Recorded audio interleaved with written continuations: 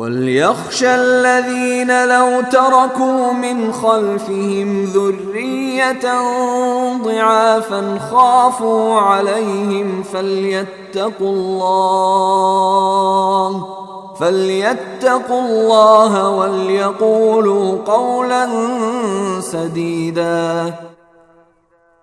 اور وہ لوگ یتیموں کے مال میں خرد برد کرنے سے ڈریں جو اگر اپنے پیچھے کمزور بچے چھوڑ کر جائیں تو ان کی طرف سے فکر مند رہیں گے، لہذا وہ اللہ سے ڈریں اور سیدھی سیدھی بات کہا کریں۔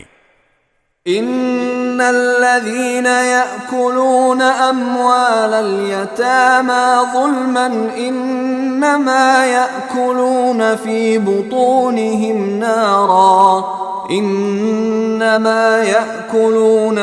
بطونهم نارا وسيصلون سعيرا۔ یقین رکھو کہ جو لوگ یتیموں کا مال ناحق کھاتے ہیں وہ اپنے پیٹ میں آگ بھر رہے ہیں اور انہیں جلد ہی ایک دہکتی آگ میں داخل ہونا ہوگا۔